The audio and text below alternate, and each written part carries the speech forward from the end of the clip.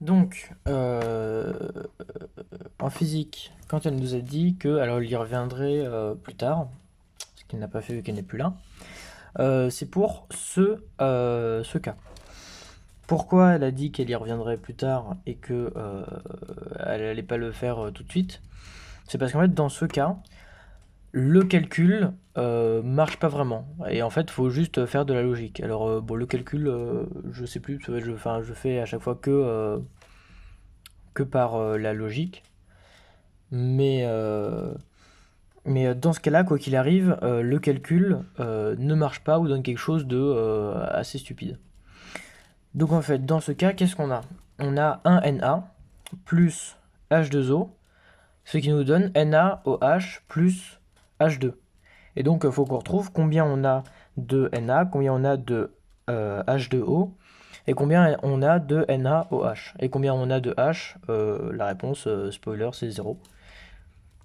Donc pour ça, on va regarder qu'est-ce qu'on a là. Là on a donc un Na, on a 2 H et un O.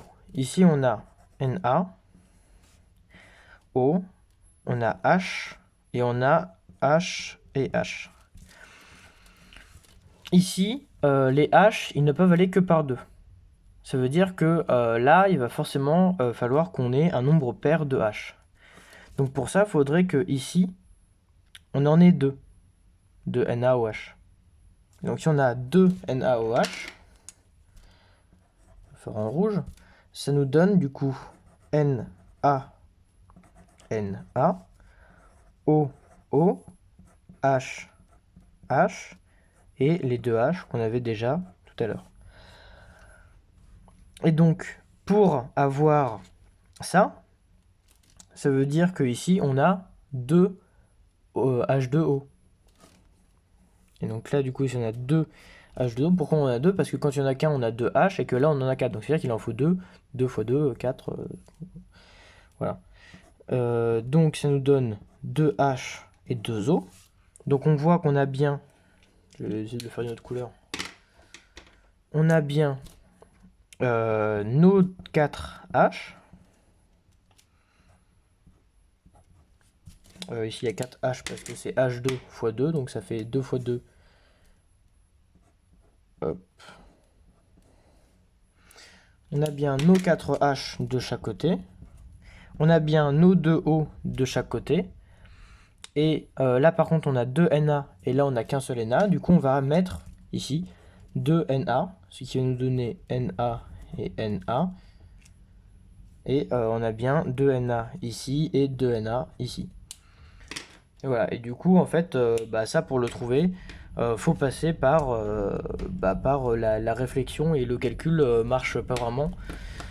Donc voilà.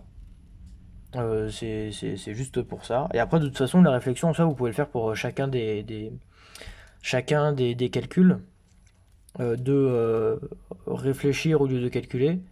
Après, c'est peut-être moins simple pour certains, donc voilà. Mais que dire c'est pas très compliqué en soi, hein, c'est juste que le calcul ne s'applique pas, donc faut réfléchir. Alors là, j'ai développé, etc. Mais en réalité, à force d'en faire, ça devient quasi systématique. Euh, et puis, voilà, hein, de toute façon, j'ai fait le tour. Donc, bon, si vous avez encore d'autres questions, posez-les.